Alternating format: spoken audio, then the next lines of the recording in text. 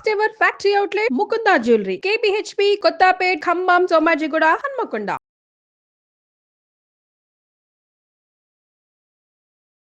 నమస్తే రమగారు. నమస్తే జయ. రమగారు, శివరాత్రికి జాగరణ చేయటం అలాగే ఉపవాసం ఉండటం ప్రధానంగా చేస్తాం కదా. అసలు జాగరణ ఎలా చేయాలి, ఉపవాసం అంటే ఎలాంటి నియమాలు పాటించాలి? ఉపవాసానికి సరైన అర్థం సమీప వసనము, భగవంతునికి దగ్గరగా ఉండటం.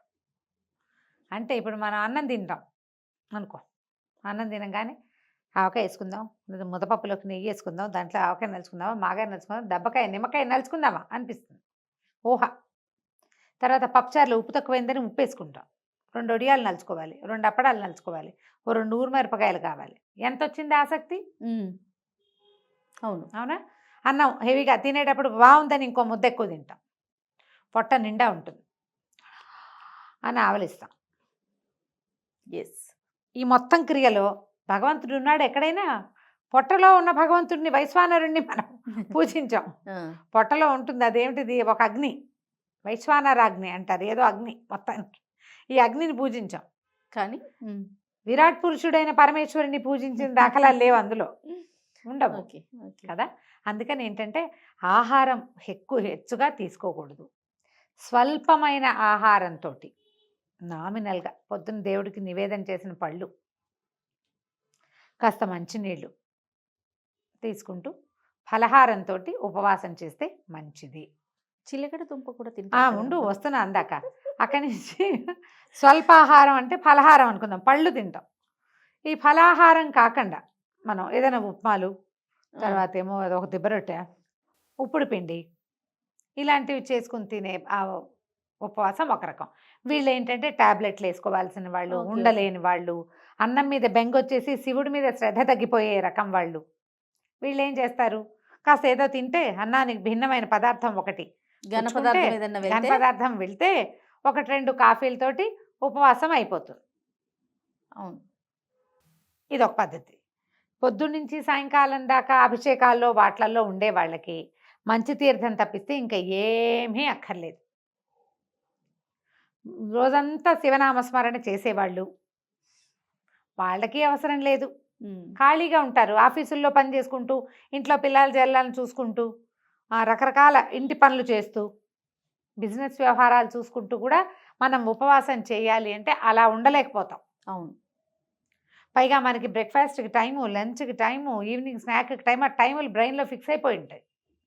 అది ఫిక్స్ ఇట్లా కొడుతూ ఉంటుంది. మిగిలిన వాళ్ళు తింటారు కొంతమంది అయినా. మనం నాకు ఉపవాసం అని చెప్పాలంటే కొంచెం ఇదిగా ఉంటుంది. ఏదో ఒకటి తిని ఉన్నామనుకో, మనకు కూడా దాని మీదకి ధ్యాస పోతూ ఉంటుంది.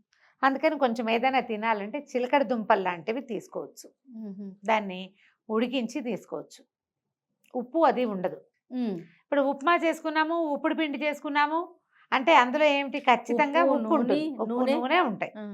ఇప్పుడు మనం అలా కాకుండా చిలకడ దుంప జస్ట్ కందమూలం కదా, అదే భూమిలోంచి వచ్చింది, దాన్ని కాల్చి లేదా ఉడికించి, ఇక ఏమీ లేదు, దాన్ని అలాగే ఒలుచుకుని తింటే పండు తిన్నట్టే, అంతే. ఉడికిస్తాం కానీ ఉప్పు వేయం. అది కూడా కొంచెం సాల్ట్ లాస్ అయ్యేవాళ్ళు, వీక్నెస్ వచ్చేవాళ్ళు, వాళ్ళకి బాగుంటుంది. అది కూడా తీసుకోవచ్చు. ఫలరసాలు తీసుకోవచ్చు, కొబ్బరి నీళ్ళు తీసుకోవచ్చు. మజ్జిగ కొన్ని చోట్ల పనికిరాదంటారు, కొన్ని చోట్ల మజ్జిగ ఉపవాసానికి పనికొస్తుంది. మజ్జిగ పనికిరాదు, అది అన్నంతో పాటు తీసుకునేది అని ఒక సిద్ధాంతం ఉంది. మన ప్రాంతాల వారీగా దాన్ని మార్చుకోవచ్చు మనం. అదేలేండి, మన ప్రాంతాల్లో మజ్జిగ పనికొస్తుంది అనుకోండి, పుచ్చుకోండి. పల్చటి మజ్జిగ తీసుకుంటే ఆ శరీరానికి ఆరోగ్యము, ఉపవాసం డిహైడ్రేట్ అవ్వకుండా ఉంటాము, ఉపవాసం కూడా నెరవేరుతూ ఉంటుంది అందులోనే.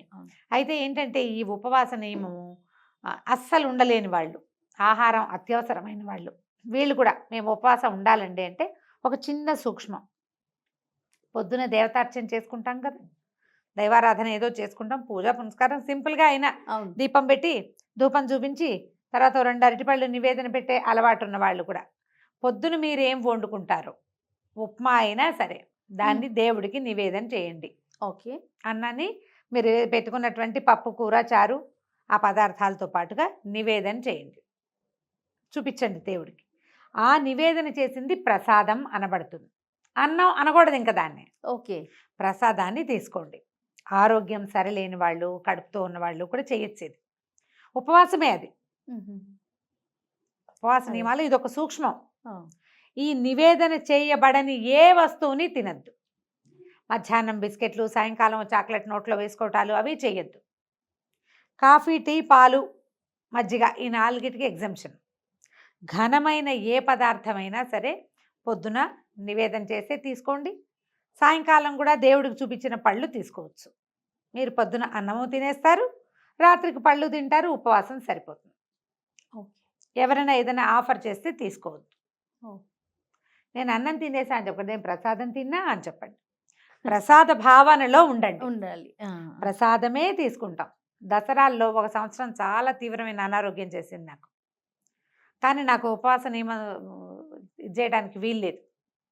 తప్పకుండా ఉపవాసం చేయాలనే ఉంది. మేము ఈ నియమం తీసుకున్నాం. మాకు ఒక పెద్దవారు బోధించారు ఇది.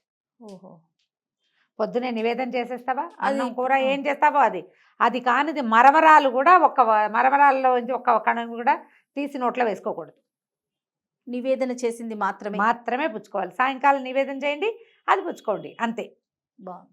ఇలా చేయొచ్చు. దీంతో ఏ అభ్యంతరము లేదు. ఇంకొక చిన్న అనుమానం రమ్మగారు, మరుసటి రోజు కూడా ఈ ఉపవాస దీక్షను కొనసాగించాలా? కాదు, ఇవాళ రోజంతా ఉపవాసం ఉన్నామనుకో, మర్నాడు మధ్యాహ్నం భోజనం చేయొచ్చమ్మా, దాంట్లో ఏమీ లేదు. అయితే ఇప్పుడు మనం ఏకాదశి ద్వాదశి చేయమా జయ? ఏకాదశి రోజంతా ఉపవాసం ఉంటాం కదా. అవును. ఏకాదశి నాటి జాగరణ చేసే విధానం కూడా ఉంది, ఇప్పుడు చేయట్లేదు మనం. అవును. ద్వాదశి నాటి పగలు భోజనం చేస్తాము. ద్వాదశి నాటి రాత్రి మళ్ళీ భోజనం చేయకూడదు. ఓహో. ద్వాదశి పారణ చేసి ద్వాదశి నాటి రాత్రి భోజనం చేయం. అలాగే శివరాత్రి మరుసటి రోజు మధ్యాహ్నం భోజనం చేస్తే రాత్రికి పలహారం చేయమనే చెప్తారు, అన్నం తినండి అని చెప్పరు. ఓకే అండి. ఓకే. అయితే దీంతో పాటు మనకి జాగరణ మీద అనుమానాలు. అవునండి. జాగారం చేయటం, ఇప్పుడు జాగరణ అందరూ చేయగలరా? మనం వేతన జీవులం కదా, ఎక్కువ భాగం అందరూ మర్నాడు పొద్దున పనికి వెళ్ళవలసిన వాళ్లే కదా.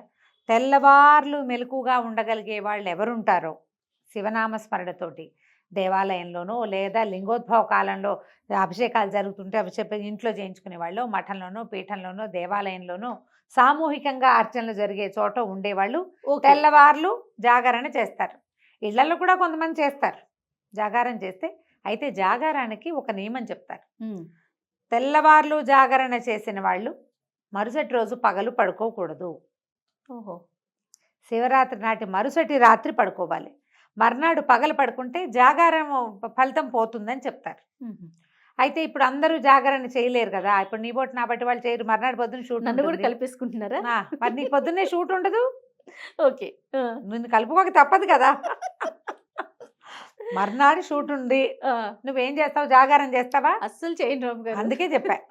ఓకే. అందుకని మనం ఏం చేయొచ్చు, లింగోద్భవ కాలం వరకు మనం శివనామ స్మరణలో గడిపి అప్పుడు పడుకోవచ్చు. ఉండలేని వాళ్ళు తెల్లవారుజామున పడుకోవచ్చు. అది కూడా జాగరణ కిందకే లెక్కకు వస్తుంది. మనం లింగోద్భవ కాలం అయ్యాక 2 గంటలకు 1 గంట దాటిపోవాలి, 2 o'clockకి పడుకోవాలి.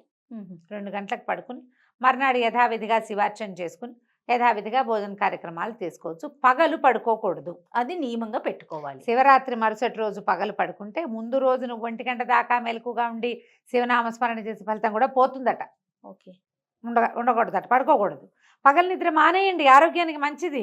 రమ్మగారు, జాగరణ, ఉపవాసం వీటితో పాటుగా శివనామ స్మరణను మాత్రం వదలకూడదు అంటారు కదా. వదలకూడదు. సామాన్యులు కూడా అనుకోవటానికి వీలుగా ఎలాంటి మంత్రం చెప్తారండి? పంచాక్షరి ఓం అంతే, నమ ఓం శివాయ. నమః శివాయనా? అసలు అంతకు మించింది ఉంది ఆ మహామంత్రం కదా. ఉపదేశం తీసుకుని మంత్ర పునశ్చరణ చేసుకోవటే అద్భుతం చేయాలి.